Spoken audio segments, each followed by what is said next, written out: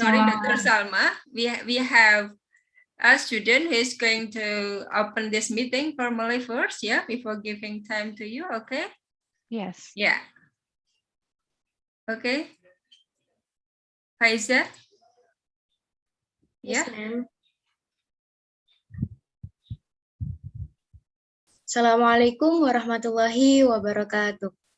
Waalaikumsalam Waalaikumsalam warahmatullahi wabarakatuh. Good morning, ladies and gentlemen. My name is Faizatul Khumairati Zahra. It is an awesome and precious change for me to be your master of ceremony in this morning in our big event, Quiz Lecture 20 and 21. First of all, let us say thanks to Allah, the Almighty, who has been giving us mercy, guidance, happiness, and healthness, so we can attend and participate in this event without any obstacles until now. Yeah. Respectable Dr. Salma Waly as Assistant Professor in Hunter College and Pacha University School of Education. The Honorable the Head of English Education Department, Mrs. Saidatul Fadilah, SPDI MPD.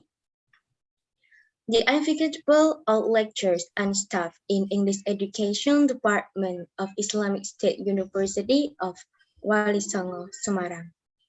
And the last of all, the audiences who has spent their time to join this event. On this special morning, we have several agenda, so allow me to read several sequences of our agenda. Those are, the first agenda is opening, the second agenda is lecturing session, and the last agenda is closing. Well, to take advantage of the quality of the time, let's start this agenda by reciting Basmalah together. Bismillahirrahmanirrahim. Bismillahirrahmanirrahim. Okay, the second agenda is lecturing session. My beloved audiences, this agenda, which will be guided directly by our lecturer, Dr. Mamsiti Tarwiyah M.Hum, for her, please. Okay, thank you, Faiza. Assalamualaikum warahmatullahi wabarakatuh. Waalaikumsalam warahmatullahi wabarakatuh. Yeah. Waalaikumsalam warahmatullahi wabarakatuh. Before start, I'd like to inform you, Dr. Salma, that now we also have Husayyidatul Fadilah, our department head, yeah. Our department head, yeah, okay. Husayyidah, hello. Halo, Husayyidah. Assalamualaikum. Assalamualaikum, Ibu Salma. Waalaikumsalam. It's a pleasure to meet you. Nice to It's meet a pleasure you to meet you. Yes, nice to meet you too. Okay, so Husayyidah, we also have Bununa. Hello, Bununa. Are you there? Bununa? Oh, yeah, okay. Later, Bununa will come with us. Okay, welcome back to our instructional design class, yeah, with the international guest lecturer, our beloved lecturer, Dr. Salma Waly. Welcome. Thank you. I'm very happy to be here again this week. Okay, thank you. And in this session, we are going to learn from her about authentic materials, yeah. After having the first session with her about, what is it? It was about the concepts of lesson planning. Yeah, yes. Okay. Yeah, authentic materials sometimes are considered to be more interesting, I think, for our students to some extent, but sometimes it's challenging and it's, I think, difficult for teacher also, because teacher needs to be careful, yeah, in choosing materials so that it is appropriate for our students, and sometimes teacher also need to develop the materials in order to be appropriate to meet our students' need. Yeah, okay.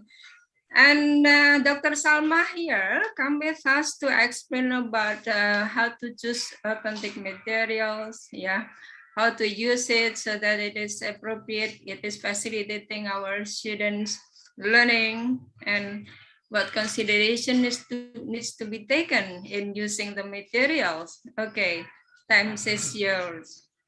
Oh, thank you so much, Dr. Siti Tarwiya. I'm very happy that you actually started with giving a brief background about authentic materials. I agree with you that authentic materials is very tricky, and this is the whole point of the presentation today. We are always told as language teachers to pick the materials that represent the culture and the language background of the students, of the language that we wanna teach in the classroom. In our case, it's English. But sometimes, if you don't live in an English speaking country, it might be difficult to find authentic materials. And sometimes you find authentic materials online, but it does not really work for your classroom or for the group of students that you're teaching. And this is exactly what we're going to be discussing today. So I'm going to share and before I start, I am again very, very delighted to be here again and to work with my brothers and sisters in Indonesia. As I said last week, it's one of my favorite countries. I love like the passion and the motivation of the teachers here, and I'm hoping that we would have an interactive session, trying to connect what we learned last week with the new content that we're going to present today.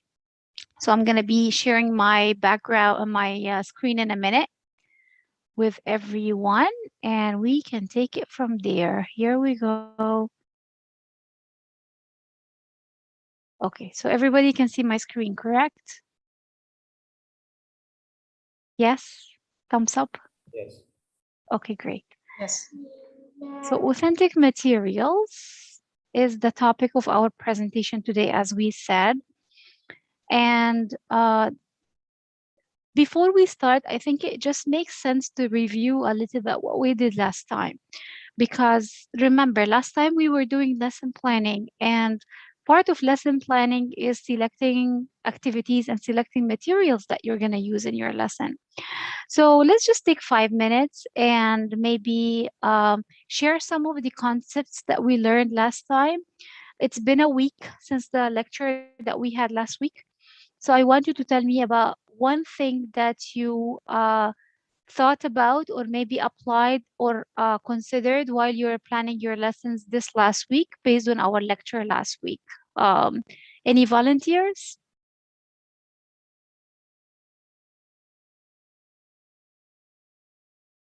So I'm assuming most of the people who are attending our presentation today are people who were here last time, right?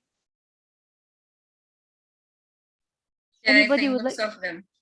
Yeah, so anybody would like to share any ideas about lesson planning that we discussed last week and anything that you're using in your classroom right now based on our lecture last time? Come on, please.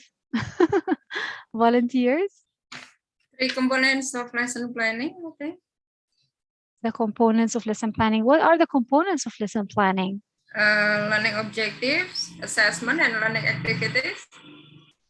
We discussed, so lesson can have so many different components, but we were thinking about the triangle last time, Yes, which what is I mean is the objectives, the activities, and the assessment, and how the three of them are aligned together.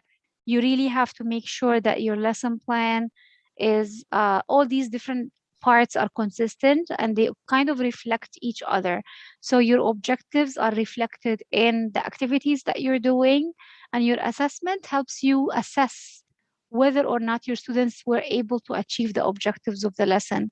And that's why everything has to be very tightly structured, very tightly connected to each other.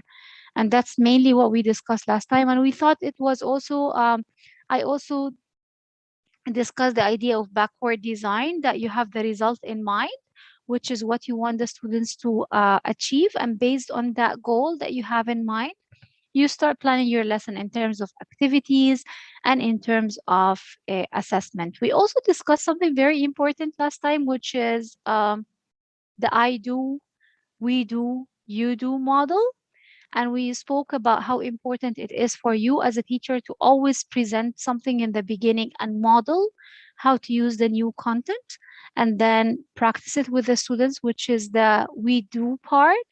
And then the you do is the independent practice, which is they're doing it and you're monitoring them, and then you're assessing them in the end to collect evidence about their learning, and you're not letting them leave the classroom without collecting information about their performance and monitoring their progress. So you as a teacher, we said you always want to be reflective. You always have to have this reflective mindset. And we said last time that it's part of our faith, that we have to always be reflective, not only on our beliefs and our deeds as believers, but also as teachers. You need to make this part of your life. Did I do a good job today? What do the assessment outcomes that I collected from my classroom tell me about my teaching? So the assessment that you gather in the end is a good evidence for you to tell you if the students were able to achieve the learning objective or not. But it's also evidence for you to show you that if your teaching was effective or not. How can I make my teaching more effective in the future? So I want you to keep these in mind as you're planning your lessons. And I'm hoping that you're starting to consider all these different components in your lesson plans if you're already teaching. And if you're not teaching, then I'm hoping that you would keep this in mind when you have your own classroom. So I also wanted us to look at an example, which is a quick review from last time. This is a lesson plan that is, I'm hoping that would work. One of my students, let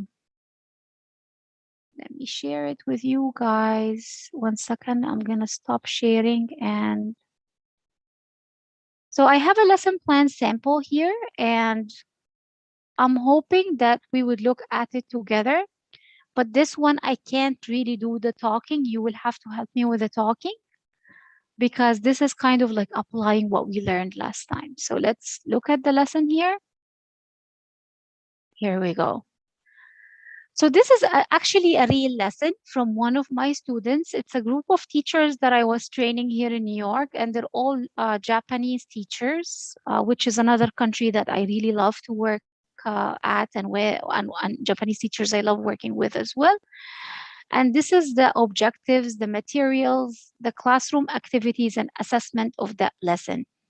I would like us to take a few minutes. I'm going to give you like maybe like 3-4 minutes just to look at the objectives and the activities, and tell me what you think about it. Do you feel like it's compatible with what we discussed last time, and how can we make it better?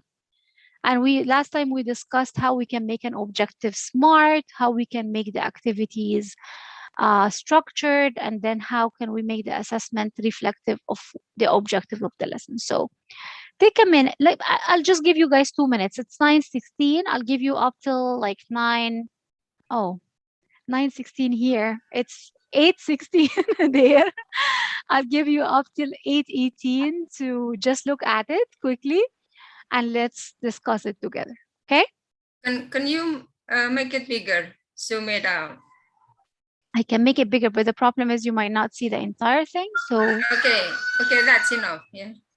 Okay, here we go. Take 2 minutes and look at the lesson.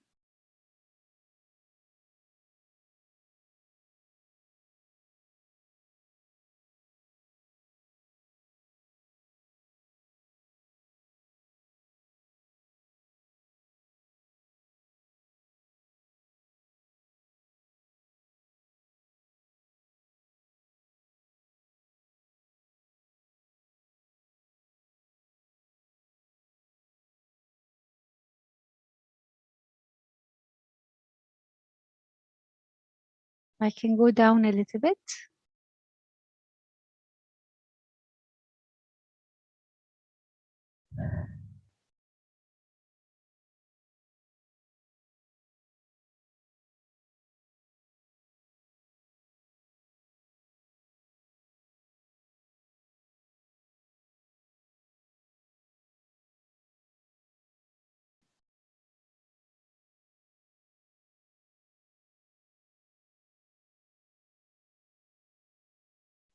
As you're reading the lesson, think about how to improve it, okay? How to improve the writing, how to improve the objectives.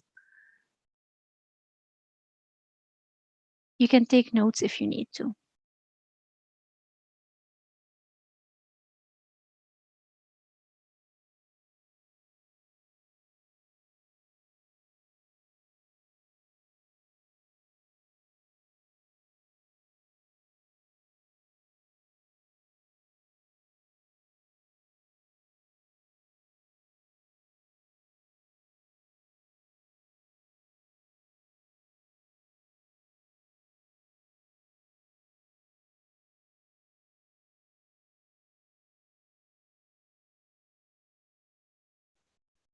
Okay, so let's get back together. So the objective here says students will be able to debate about travel with vocabularies in class. Anybody would like to tell me how we can develop this objective?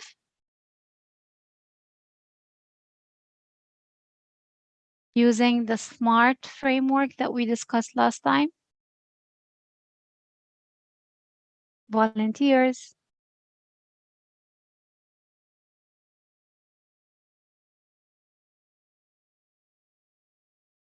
Anybody?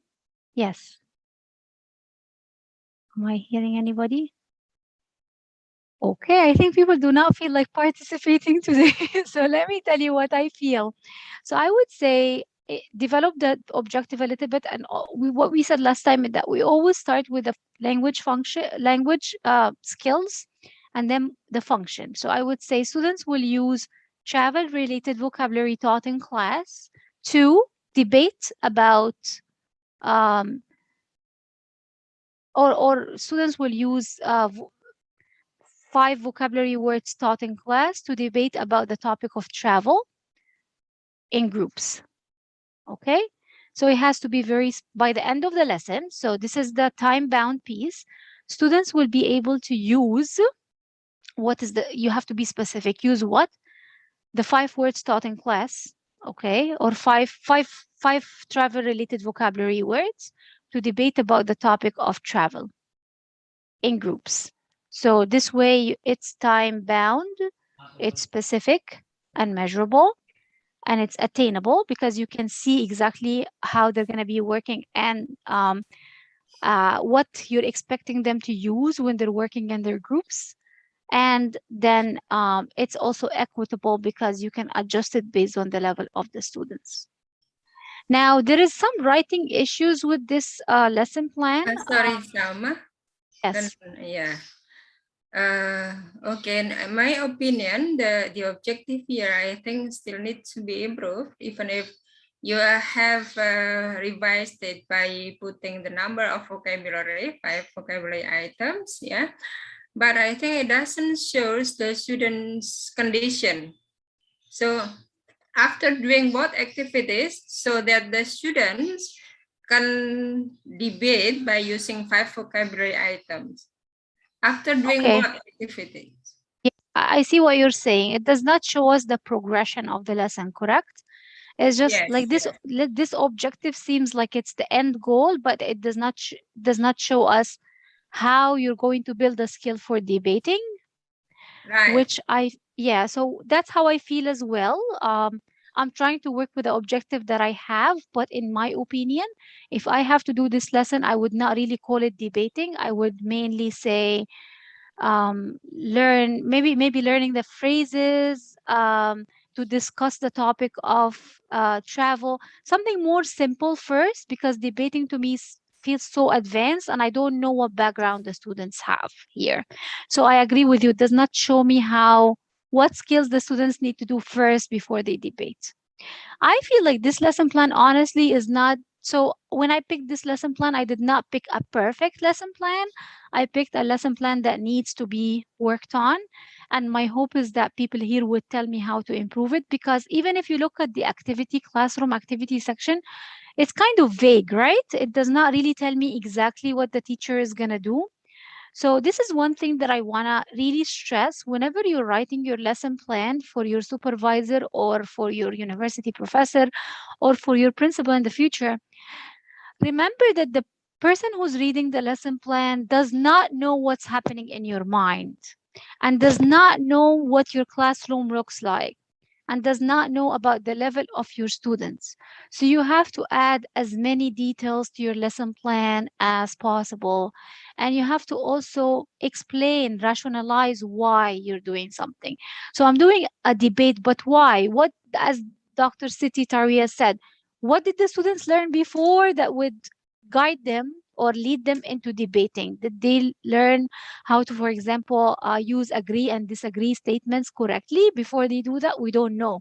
So provide that context for your supervisor so that they would be able to get a clear idea, a clear image about what your lesson is about and how they can, you want them to read the lesson and feel like they are in your classroom.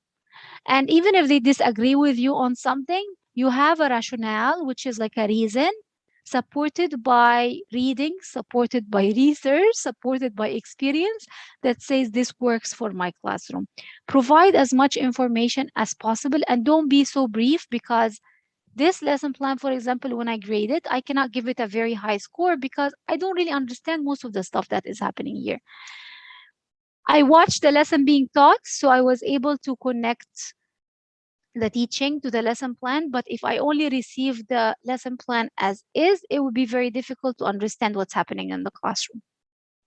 So yes, you don't really have to have one objective. You can have more than one objective. Tell us which modalities. Modality means reading, listening, speaking, or writing you're focusing on, and how for example, we said last time we want to include as much as possible the 4 modalities, but we also said that each lesson focuses more on certain areas than others. So yes, you want to combine the 4 skills, but for example, this lesson is focusing more on speaking. So what skills are you teaching in speaking to help them be able to debate? Think about that, okay? And are you, in order for them to be able to speak, are you doing any reading beforehand? You can include an objective about reading as well, for example. Or listening. Do they need to listen to another debate or another discussion before they make their own debates? You can include more than one objective and be as specific as possible. Okay. And as I said, for the classroom activity, which is the body paragraph, this to me seems a little bit vague, as I said. So I would like to include more details. I see that the teacher has I do, we do, and you do, but I don't feel like the I do part is related to any debating. To me, it's only related to teaching vocabulary and modeling how to use vocabulary. Did you, as a teacher, model to them how to debate or not? I feel like the teaching vocabulary has to be like maybe the previous lesson, and then this lesson is you are going to model to them how to debate and what are the phrases that you're going to use in a debate, and then afterwards they're going to be debating together. So remember, the goal is what you want to model, and the goal here is debating, not vocabulary. So yes, you're going to teach the vocabulary, but the end goal is the debating. Are you modeling the debating or you're not modeling the debating? Are you modeling the speaking skills, what's appropriate and what's not appropriate, how to agree or disagree? All these different components of language that the students need to have in order to be able to successfully defend their points of view and support their claims or not. So yes, teaching the vocabulary is okay, but you also have to model the other major skills that you're focusing on in class. And again, the exit ticket focuses on vocabulary. So is the lesson really about debating or is it about vocabulary? I feel like the lesson is more about vocabulary. And I feel like it's okay. You can focus on vocabulary and you can do a simple speaking activity by using vocabulary words to make sentences about your favorite places to visit, your travel plans, um, something that is related to travel that is exciting or interesting to you. Just make sure that all the 3 components are connected together. And whatever you have as a goal has to be reflected in your activities and have to be reflected in your modeling, presentation, and your assessment as well. So that's not a perfect lesson. And not because it's my student, it means I actually picked a lesson that is a little bit not very clear, and that's my goal because I want you to think critically about it. Okay? And it takes a long time for teachers to be able to master the skill of connecting all these little pieces together. It just needs practice. Every time you are in your classroom, you practice more and you attend your classes and you listen to your professors and read and then connect all these pieces together. It gets easier every day, as I mentioned before. Okay? So that was the kind of like a wrap up of what we did last time. I'm going to go back to the PowerPoint now and we can start talking about our agenda for today. So our agenda is we're going to discuss what is authentic materials. Why do we need to use authentic materials? How do we select authentic materials? Examples and non-examples. Challenges with you, because authentic materials sounds like, oh my god, this is an amazing thing, but it's also challenging and it's not always ideal to use authentic materials. But as teachers, we have to find ways where we can combine authentic and created materials together to provide the best learning experiences for our students in the classroom. Tips for designing meaningful tasks. And finally, we're going to watch a video and critique it together. So what is authentic materials? Authentic materials is materials that are prepared by members of a language and culture group for members of the same language and culture group. Authentic materials should be used during scaffolding and follow-up tasks. So what is the meaning of prepared by people of the language and culture for the people of language and culture? Like, for example, a Netflix movie is authentic material because it's prepared by native speakers for native speakers of English, for example. Or an article in New York Times is written by an American journalist for American audiences or English-speaking audiences. A song, maybe a documentary, a restaurant menu, something that is from the country in English that people in the country would use, like the everyday materials that I see. For example, I live in New York, that I see when I'm walking in the streets. Flyers, brochures, advertisements, bulletin board ads, movies, announcements. All of these are authentic materials. Okay? And it's suggested that we use authentic materials for scaffolding. That's another word for what? Do you know? Think about the I do, we do, you do. Scaffolding and follow up. So scaffolding here is referring to support provided for learners to promote acquisition of the skills and concepts. And usually the scaffolding happens at the we do stage, right? Because I'm providing support for them. And then the follow-up tasks, which means when the students are working independently or in their groups afterwards. Follow-up tasks means activities that provide learners with the opportunity to apply or practice the new skill or concept. So when they're working independently or when they're working in their groups. So that's what we mean by authentic materials. Now, why do we use authentic materials? You hear people saying, okay, we should use authentic materials in the classroom because they're saying it provides real life examples used in everyday situation for our students. So if a student, for example, lives in Indonesia and they want to come and study in America, it might be more realistic because this is what they're going to encounter, for example, if they live in New York or if they live in some English-speaking city around the world. Gauging the interest of our students. So it might be interesting because our students are more into things that are realistic and not created things that we as teachers can create in the classroom. Establish connection with language speakers and cultures. So when I'm using authentic materials, I'm also connecting my students to the target culture and the target language. So something that is coming from the United States or from the UK, for example, can connect my students more to the culture and the language which are two faces of the same coin, culture and language, because language reflects culture and culture reflects language. So you will see how people say certain things in certain situations, for example, or what's culturally appropriate in some contexts and what is not culturally appropriate in other contexts. Exposing students to a wide range of language elements, uses, and aspects. As you're listening to this, remember again, I'm not advocating the use of authentic materials. I'm just telling you what is authentic materials. And as you're listening to this, and I'm not also against it, I'm going to tell you my opinion afterwards, but I want you to think about each point critically. Because for each point, you can also say, oh, there is a challenge, right? As Dr. Siti Taria said in the beginning, it's not ideal, right? There are some challenges, and I want you to be critical as you're listening to my presentation and as you're making these connections. So for each point here, you can have a counterpoint. So for example, if you're saying exposing students to a wide range of language elements, uses, and aspects, you can say, yes, but it can also have so many different new words and grammar structures that my students might find very difficult.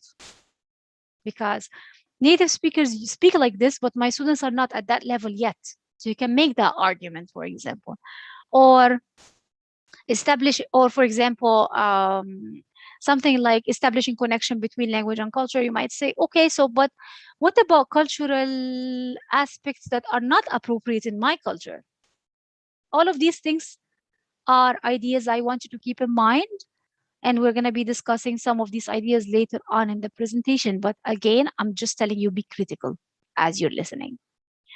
Helping students understand and practice the social aspect of language. I like this piece because I feel like I'm sure in your classes you're doing second language acquisition and you're learning about the differences between L1 and L2, which is the native language, and English. There are so many differences that exist between our first languages and English, and we all know that. And sometimes what can be appropriate in our culture or in our first native language can be inappropriate in the second language, or it can be maybe we use certain expressions more in our culture that does not work in English, for example, or we refer to things by certain names in our culture that we tend, if we try to translate it in English, it's going to be inappropriate.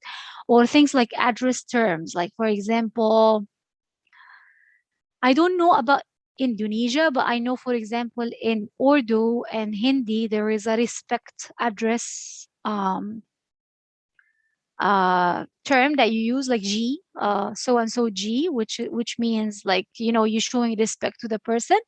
I don't know if you have that in Indonesia or not, but this is something that is very specific to culture, but it's not specific to English. So learning about, what's pragmatics is like the social use of the language, what's appropriate and what's not appropriate, and listening to native speakers and watching things that come from the native culture can tell you a lot about how people address each other, how they speak in certain situations, what is appropriate and what's not appropriate.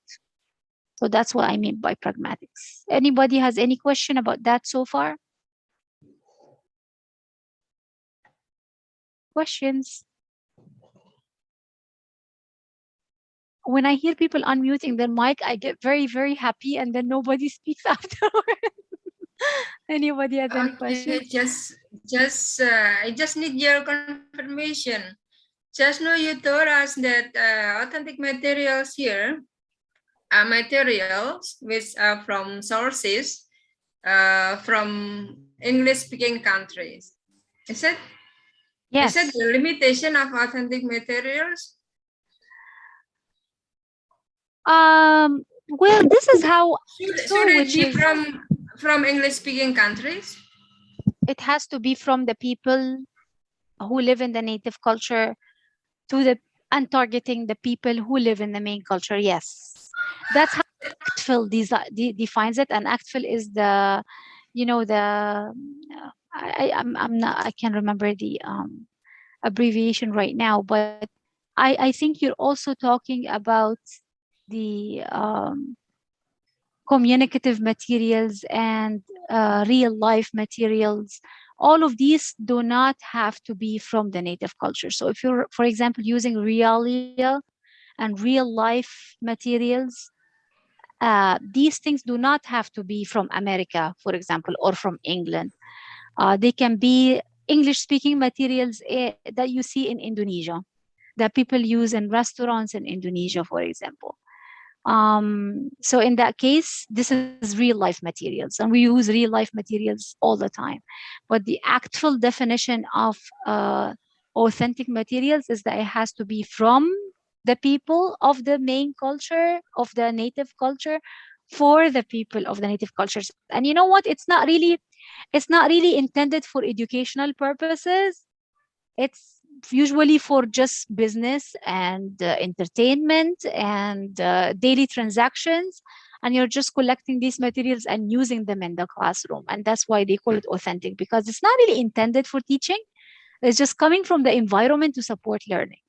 Whereas other materials are created, we create them, but we can make them real life materials by bringing things from our environment and using them in the classroom. So that's, I think, the difference. I don't know. Is everybody clear about that? Authentic and real life? Yeah, so basically, authentic materials here needs not to be from English-speaking countries, but it is not made for the purpose of learning, is it? That's very true. It's not made for the purpose of, like, for example, if you go to in Indonesia to a restaurant and they have the menu in English, that's authentic because it's not really intended for learning, but it's in English because they're targeting native speakers maybe of the language. So you can kind of consider it authentic, but it's ideal when it comes from the culture itself. Like, for example, America or the UK, which is not always doable because for you guys, for example, you live in a different country. So if you have access to these resources, you can include them in the classroom. But if not, then we can create real life materials, and we're going to be coming to an agreement in the end about what's the best thing to do for us as language learners. So I'm just explaining the difference here. Okay. A participant is questioning. Is it okay? Yeah, of course. Yeah. Pak Lalu, hello. Hello. Yes. Yeah. Okay. Okay. Thank you, Bu Olivia, and thank you, Bu Salma. No problem. Just to confirm about point number 3 and number 5. Yeah. Okay. Oh, sorry, number 3 and yes, number 5. Yes. So in my point that teaching the language can be in 2 points here. The first one here, we teach the language itself, and also another aspect here, we teach the non-language aspect. Okay, non-language aspect. Like explain here is establishing the connection with language speaker and the culture. So we don't only teach the language, but we also want to introduce the culture of the language user there. And number 5 here about number 5. Yes, about the use of the language. That's why. So especially in the context of EFL, English. English as a foreign language. Yes, English as foreign language, especially for us here in Indonesia. So do you think that is it applicable to for the why do we use the authentic material, as what you told us, that when you want to teach about the materials taken from Western countries? So in that case, so we don't only teach the language, but we teach the non-aspect of the language, like why people, like say the knowledge, yeah, not the language knowledge, non-language knowledge. That's why this will be not authentic materials again if we refer to let's say point number 2, to gauge the interest of the student. So what do you think about that point, Mrs. Salma? So I'm just gonna rephrase your question to make sure I understand it correctly. I would like to ask you a little bit more about Indonesia. Do students learn English in Indonesia because they need it in Indonesia, or I'm sure there are different purposes for why people learn English in Indonesia. Maybe Yes. some of them are learning English because they want to study in an English speaking university, or maybe some Yes. are learning English because some of them want to work in a company that speaks English, or maybe some of them are speaking English because they want to travel to America to study. So there are different, I think, audiences, different groups, and based on our group, we have to customize, I think, our uh, Yes. customize our teaching to Yes, make it certainly. attend to their needs. Yes, Yes. good. So Yes. so Yes. so yes. So for our students, I taught English as a foreign language before, and I feel that using authentic materials that come from the culture, native culture, and using it in my classroom can be effective sometimes, but it can also, as I said, and I tried to do that when I was teaching English as a foreign language, like for example, use a movie clip or like a little documentary or something. But again, you have to always connect it to your lesson purpose. You're not just using authentic materials because, oh, it's fun to use authentic materials like a movie or something. You're using it because you want to show them, for example, how people use certain expressions, or how they use certain vocabulary words. Like for example, modal verbs: should and must and have to. How do native speakers use them? Let's watch this clip and discuss it together. So it kind of like gives them a realistic feel about how language is used and what is appropriate culturally and inappropriate. But it can also, as I said, have some challenges because I have to be really, really careful what I'm choosing in my classroom, because sometimes it can be very difficult for my students. The content can be, people are speaking very fast, they're skipping words and omitting words as they're speaking. There is not always formality. Some of my students might be intimidated with, all the new vocabulary words and grammar structures. So I want to be very selective and make sure that I'm using the materials that work best for the group of students that I'm doing. So two things that I want to stress here is, first, I'm using authentic materials not just for the sake of saying, checking the box, saying, oh, I'm using authentic materials. No, it has to have an instructional rationale. It has to be connected to my objective and to my lesson. And the other thing is that I have to customize my teaching, make it work best for the group of students that I'm teaching. So if I feel like my students are learning English for business, do I really need to use a Netflix movie in my class, or like something like that? Or do I need more maybe to use something like how native speakers communicate in business meetings? Maybe bring memos and emails, maybe like a recording of an official meeting, something like that, that you would think is more relevant to the experiences of your students. So it has to be related to my objectives, and it has to be best fit for my students and their level, their interest, and the purpose why they're learning English. Did I answer your question? Yes, that's perfect, Mas Salma. Okay, so I get the point that's here related to number 3 and number 5. So must be based on the purpose or objectives of Yes. language teaching, the language or language. Thank you. Problem. And you know what happens? I think when we read about especially when English language teachers, we're always very passionate about giving the best experience to our students, because as I said last time, English language teachers in general are very passionate human beings. They want to help their students as much as possible. So sometimes we read about all these new methods and all these new techniques of teaching, such as, for example, using authentic materials, and we just want to do it because the books say so and so. But you have to stop and think. It again goes back to being reflective. Does it really serve a purpose in my classroom? Is it really going to benefit my students? Is this the best thing to use? Like, for example, if I'm teaching a beginner class, do they really need this kind of materials right now, or they need something more simple? So I have to always think about my students and what they need first. I think there is another question, Baria. Hello, Baria. Hello, Alvina. Maria? Are you going to question? Baria, hello. Okay, so we can move on and we can stop if she has any questions, okay? Because it's already, the time passes so fast in this class. I love this class, it's very, very interesting. Okay, how do we select authentic materials? So again, so you see the first thing is that the context has to be appropriate. Travel, for example, what travel materials can I bring that is authentic? Age, is it appropriate for the age of my students?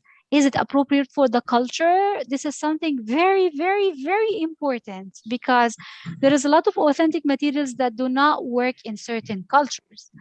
Not only because of what's acceptable and what's not acceptable, which is a big thing, but also because our students might not be able to relate to certain experiences because they have never seen it or it does not make sense for them.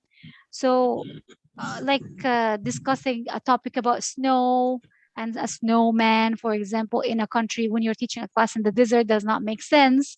You have to always make sure that whatever you're teaching is appropriate to the age, context, and culture. Culture, again, I say culture is very, very important. Not because we are learning a language, it means that we have to, step on the boundaries of what our students feel comfortable with and not comfortable with. Compatibility with the linguistic level of my students. Is it appropriate for the language level and the language needs of my students or not? So, okay, so I want to use a clip of a movie, a cartoon movie maybe, with my students. But because the cartoon movie, this piece, the clip, for example, uses a lot of vocabulary about fruits, which is okay because I want my students to see how it's used in a context. But there is so much other language content in the video that might be very distracting for my students. They might find it difficult. So again, as I said, you have to make sure that you choose carefully so that whatever materials you're using in the classroom is not too intimidating or it's not too hard for your students. Quality, you want to make sure the quality is good. And you also want to make sure that the language that you are bringing in these materials is correct. Because, for example, you can bring a menu from an American restaurant, but there are people who wrote the menu made mistakes, for example. You want to make sure the quality is good. You want to use a video, but you want to make sure the video quality is good so that there is clarity, all the logistical reasons as well. Ease and flexibility of use. Is it easy and is it flexible to use? Can I use the same material in different ways? And this is one thing that when I taught EFL, English as a foreign language, I always did. I would recycle my materials. Okay, so I used to have a box of materials. So whenever I see something that I can use in my classroom, I used to put it in that box. And then I have a lesson. Okay, so I remember, oh my God, I have a million menus, million flyers, millions of brochures, announcements, video clips, all these things. Let me sit and see which one can work for this particular lesson about using the past tense, for example. Oh, this one looks good. Okay, I'm going to use it. Today I can use it for past tense. But this passage is also about the supermarket. Maybe I can use the same passage tomorrow or next week for a topic about conversation that is happening in the supermarket, for example. So you can use, that's what I mean by flexibility. When you use one thing, try to think about how you can utilize it in so many ways to use it in different situations, because as a teacher, you don't want to keep it makes your job easier when you recycle or reuse your materials. It makes it less time consuming. It also helps you become creative. And it's a great way of challenging yourself as an educator of how can I use something multiple times. It's going to save me time, resources, and it's authentic. So it's going to be beneficial for my students as well. So these are examples of authentic materials here. The green chart shows things like newspapers, TV programs, menus, magazines, internet, movies, songs, etc. You have in the blue chart other things like receipts. Receipts is a very smart idea because you can teach about money, you can teach about numbers in English. It's great. You can teach about names. So it's amazing. Road signs, transportation schedules. So for example, if you have visited, can we please make sure we're Kan muted? gak usah nggak operasi berarti.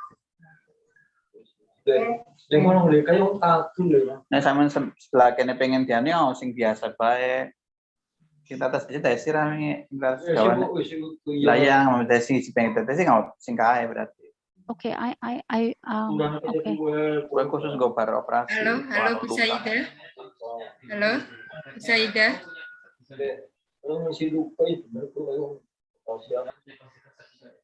Okay, I think I muted somebody. Okay, somebody else is speaking and I don't know who else is speaking.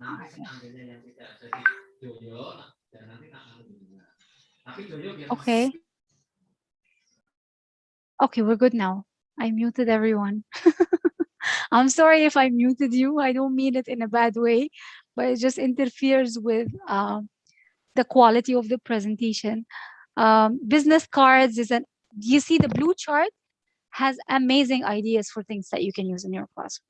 It doesn't have to be magazines and movies. It can be something very simple like a label, business cards, road signs, menus, brochures, of course. Receipts is amazing. Currency, money is also tickets, songs, proverbs, folk tales, newspaper, radio, podcast, broadcast, film, internet websites. All of these are authentic materials. So even if you don't have access to things from the native culture that are hard copies, you can always use the internet. And this is going to be authentic material. You can get newspaper articles, news articles, not newspaper because it's not going to be paper anymore, news articles online, podcasts. And I do a podcast, an education podcast called Universal Narratives Podcast. So if you're interested about listening, if you're interested in listening about the ideas, innovative ideas of teachers around the world, you can listen to my Universal Narratives web podcast as well. And I'm actually recently have been interviewing educators from Indonesia, and it's been really, really interesting. So these are some of the examples. Now let's look at, and here are more examples for you guys. So you have this one here, which is like a brochure, National Geographic, which is, it can be a magazine or it can be videos, flyer, after school program, magazines, menus. Menus, you can teach about different names of food. Magazines, you can teach about everything that you find there, like recipes, vocabulary, grammar. Doctor's office, how do you use the word, for example, directions here, for example, southwest, east, west, you can teach directions here. After school program, you can teach some vocabulary words like enrichment, fun, homework. So there are so many ways you can utilize these materials in your classroom. And if you have in Indonesia, because I know people speak in English in Indonesia as well, if you have materials that are in English in Indonesia that are intended for English speakers, you can collect as much as you can. And as I said, put them in a box, call it your material box, and try to reuse it and recycle it every time in your classroom so that you would use it in different ways based on the lesson that you're teaching. Non-example. So authentic materials, we said, is items that have not been designed or adapted for use in an English language classroom. Okay, so it's not intended to use in the classroom, in the English language classroom. Non-authentic materials means anything that has to be designed specifically for aiding the teaching process, such as worksheets, textbooks, and instructional CDs. Now that I have presented to you the difference between authentic and non-authentic materials, I don't like to call it non-authentic because it makes it negative a little bit. I call it maybe teacher created, because it's more positive when you say teacher created. What do you use in your classrooms? I personally, as an educator, I use both. I use authentic materials sometimes, and I also create my materials sometimes. If I do not have authentic materials, it's okay. I can create my materials in the most authentic way as possible to reflect the language and the culture. So I don't want you to think about non-authentic material, as they call it here, or teacher-created material in a negative way. It's not negative. Teachers put so much time and effort in it, and it's very, very much connected to the learning objectives, the curriculum, the goals that you want to achieve for your students. So in my opinion, the ideal thing to do is to combine both. Create your own materials, but also you can supplement it with authentic materials so that the students would have exposure to how language and culture is actually represented in real life. Any questions so far? Yes. Can I ask question? Of course. Thank you, Dr. Salma. No problem. My question is about using real material. I already discussed before about, for example, we teach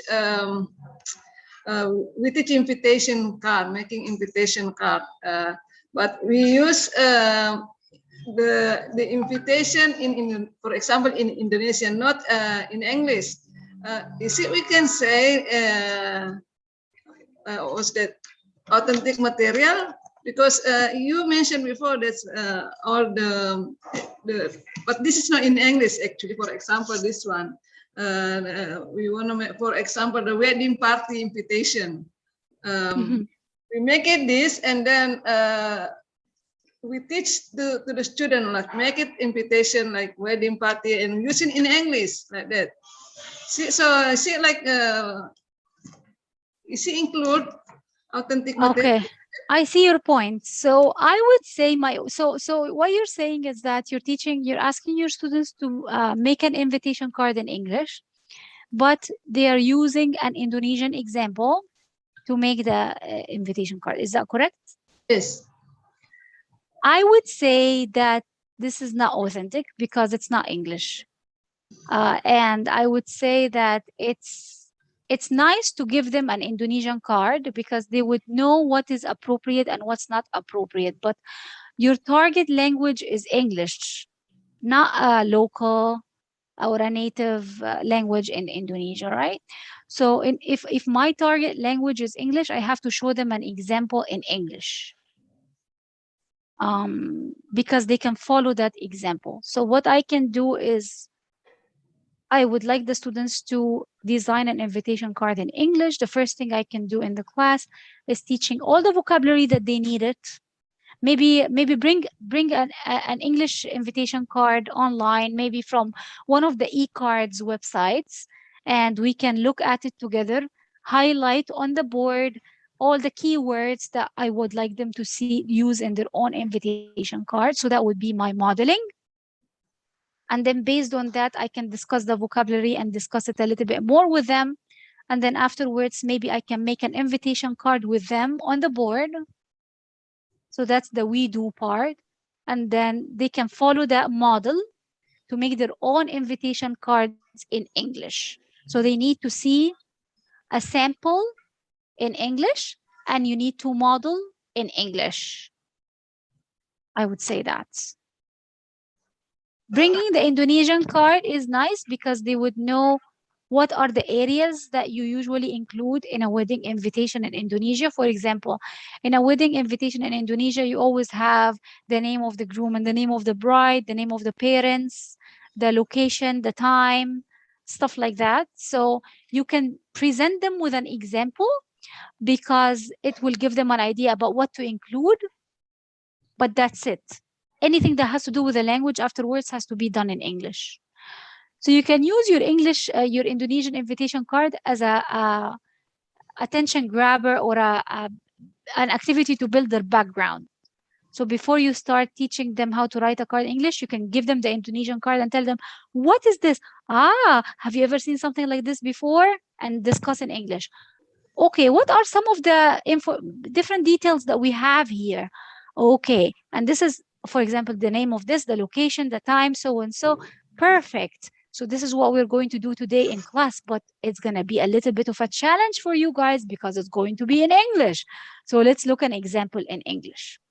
So this is how you kind of introduce your lesson in an interesting way, but then you move them away from the Indonesian card to an English card. And then you can present the English card, do it together with them, and then they can do it on their own. So maybe that is localizing material, isn't it? Yes, the idea is, I like the idea of using the Indonesian card, but it does not show the students anything that is, it does not model how to use the language in English. So how are they going to know what to write if they don't see an English sample? They need to see an English sample. Yeah, maybe giving the example of English, English invitation, and then giving the example of also Indonesian, and then make it like English, but using the language for the Indonesian card like that, isn't it? And I mean localizing the material. Yes, I see what you're saying. So it's nice because you can compare, right? So, okay, so let's write a card in English, but we have to remember that we are in Indonesia. So we want to make it culturally appropriate. So let's look at the Indonesian card and try to do the exact same kind of information, but in English. So it's nice to look at both because you are also connecting it to the local culture. I see what you're saying. But I'm just saying, make sure that they see an English one as well, because that's the only way they would learn the new vocabulary and they will learn how to write the phrases and everything in English. Thank you. Or you can even, like, you see, it's a very interesting topic. You can even find a sample wedding invitation in English and bring an Indonesian one, and then you can do a compare. Let's compare the two cultures. What do you see in this one? Oh, they have the names here, but they don't have the names here. Oh, here they say you cannot bring your kids, but here they say, oh, of course, kids are welcome. Here they say dinner is included. Here they say dinner is not included. So that can be a discussion about the culture as well.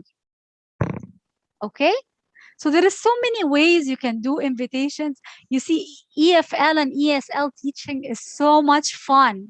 There is so many ways you see only one topic, which is invitations. You can do it in so many different ways based on your objectives and your target of the lesson again. So if your target is just the culture, then we can do a comparison. If your target is to write the phrases, then show them an English example. If your target is vocabulary, then also you have to show them how to write certain words in the card, and so on and so forth. Sometimes I wish I'm there in person with you guys and I can just do these things in person because it's so much fun. Okay, so next, let's see. What would you use? Okay, so this is a quick activity for us. These are the same topics that we had last time. Travel, going to college, food and recipes, summer vacation, and at the supermarket. Think about authentic materials that you can use for any of these topics. Anybody has any idea?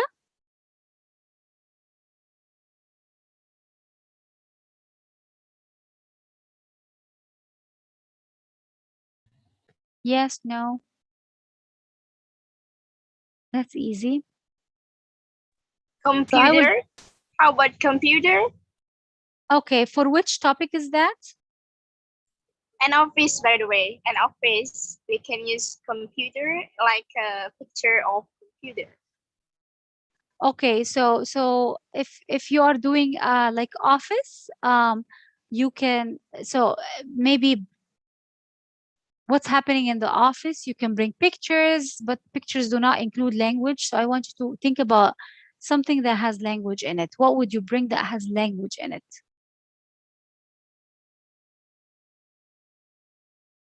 So picture is nice, but maybe a picture with something like a label that is maybe from maybe if you're doing office or you're talking about like office supplies, you can go to a store that has a flyer about like their new products, printers, computers, scanners, office desks, chairs and stuff like that. And you can bring the flyer in the classroom and use it because it has the names of all the different items. And then maybe they can have a role play about buying and selling things at the store to take it to their office. So this is one way you can do it. I'll give you another example that I always used. So at some point when I was teaching English as a foreign language, I taught a group of refugees, and they were from Sudan, and they wanted to travel to America to get jobs so they would be able to live here and work in America. And so I had to focus all my teaching on things that are realistic and authentic and things that they would encounter when they live in America. So many of them wanted simple jobs, such as be like working in food industry, like making food or delivering food, answering customer service, like answering the phone and giving information about certain things. So one of the topics that we always did was phone on the phone, request ordering food over the phone. And I would always have like two students, and I would use menus. So one student would pretend that they are in the restaurant, and one student would pretend that they are in their home. And then we would practice making a dialogue based on the authentic material that we have, which is the menu. And then they would practice asking questions. Can I get so and so? How long is it going to take? How much is it? Using the authentic material, which is the menu. And or for example, if they do want to order food and they just want to maybe pretend that they are working, they can be the other person, which is the person providing the services. So that's one way you can do things like that. Or even like summer vacation, I would go and visit the travel agencies, and they always had like flyers about summer vacations, destination to so and so, $900. No. That stuff is not only in America. You find it anywhere in the world, because usually that stuff, all these business transactions are done in English now. So you will find it in your local stores as well. So you can bring and offices and businesses. So if you find like all these flyers and stuff, bring them in the classroom. Okay, today we are going to pretend that you are working in a travel agency and you are interested in going to so and so. What are some of the vocabulary words? Let's study here. Let's study that flyer. Okay, so these are some of the important words. We discuss the words, we put the words in sentences together, and then the students practice. Maybe they can make their own flyer. Maybe they can have a dialogue in the end. So there are so many ways you can incorporate these materials in the classroom. I don't know how it is in Indonesia or not, but supermarkets always have those discount kind of flyers where they tell you so and so is discount this week, is cheaper, 50 cents cheaper and stuff like that. And they have like a newsletter every week. So you can bring these newsletters as well and teach them about the names of food in English. Going to college, you can even bring like a college application, a real college application, and you can actually download the applications now online from colleges and use them in your classroom. So it will be like a realistic kind of scenario. You're applying to college. What is the information that you need in order to fill in the blanks or in order to fill in this application to college?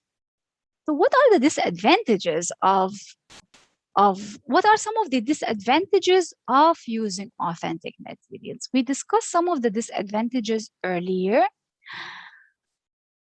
But some of these disadvantages are that we said might be that some of these materials can be too culturally biased.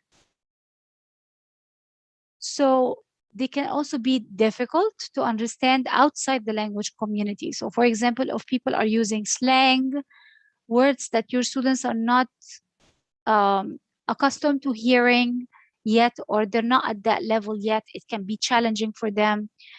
Bias, maybe showing the native culture or the English culture as more modern or superior than your local culture. It can be offensive for you and it can be offensive for your students.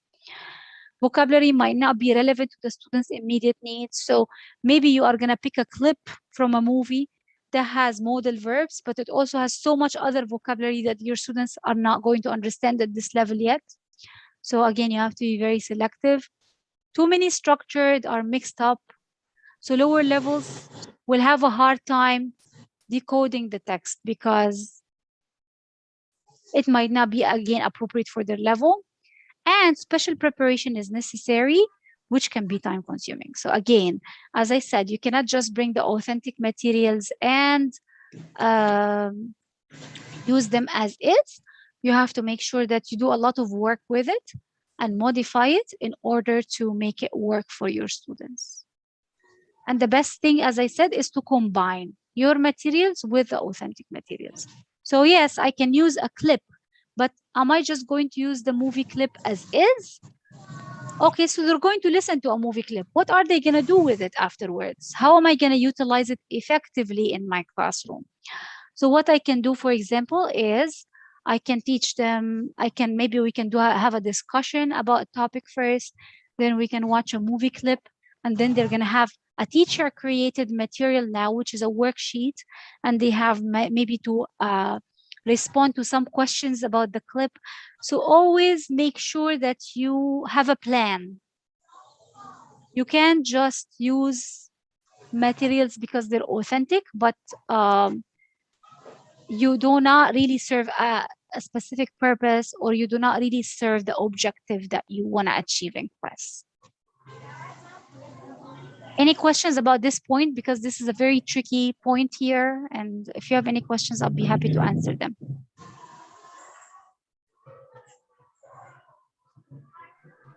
Any questions? Yes. Why should teacher utilize automatical materials rather than artificial ones? Can you explain about it? Yeah, so again, as I didn't say you should 100% use authentic materials. I hope you got my point by now. I think you should combine both. That's my opinion. And maybe some other people would find that teacher created materials are more effective than authentic materials. But I think, as I said, authentic materials are good for specific purposes, such as showing your students how language is used in a natural way, culture is represented, especially for grammar, how grammar is used. But at the same time, as this slide shows, there are so many challenges with using authentic materials. So the best thing to do is to, as I said, have a plan. So you can use some authentic materials, but context of a created material. So as I said, yes, I can use a video clip, but it's going to be part of a worksheet that I design as a teacher because I know the needs of my students more than anybody else. I'm going to use the menu, which is very authentic because I want them to see the materials, how it's more engaging, it's fun, it's realistic, it's something that they see outside the classroom. These are so many advantages of using authentic materials. But I cannot just bring the menu and ask them to just use the menu. I have to have a plan. What is my plan? I will have to create something artificial, as you said, a created material to support that.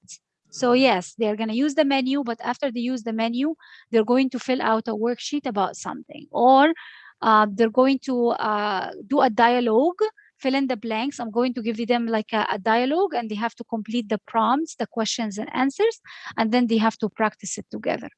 So the best thing, I think, is combining both. Because authentic, as I said, is fun, engaging, interesting, natural. It shows them how language is used. It teaches them about the culture, but it's not also ideal in terms of attending to the specific objectives and needs of my students. And that's why I also have to include my own teacher created, or as you said, artificial materials in the class. Is that, did this answer your question? Okay, thank you. No problem. Any other questions before we move on? Yeah, Salma. It's an authentic material which has been graded to students' level, still authentic. Yes. We graded around now 5 to 10%. Less than 50%. So you mean so you bring the authentic material and you modify it to make it work for your students? Yes, right. Well, I can't say if it's still authentic or not, but I think it's perfect to do that because you want to make sure that your students, at the end of the day, the purpose is to make sure that your students get the maximum benefit of what you're teaching. So if that the authentic material is too difficult or too confusing or does not really model the standard structure that you want your students to learn because it has a lot of slang or it has words that are not appropriate or it has, for example, lots of contracted forms instead of full forms, and your students might find that kind of difficult, it's best to modify it to make it work for your students. And we have to do a lot of differentiation anyway as teachers. And this is something that we discussed last time, differentiating and modification of our materials to make it work best for our students. So to answer your question, I think it started initially as authentic, but then it kind of got modified, and I believe that's okay. Because that means you have a plan. And it's very important to have a plan. I don't want you to just use authentic material because it's authentic. I want you to use authentic material because it serves a purpose, because it helps you achieve your objective. And even if you're teaching a specific curriculum, because many of you are going to be, maybe you are working, or maybe some of you are going to be working in the future, many of you are going to be asked to use a specific curriculum in your classroom, like a specific book. In that case, this is created material. It's not authentic, right?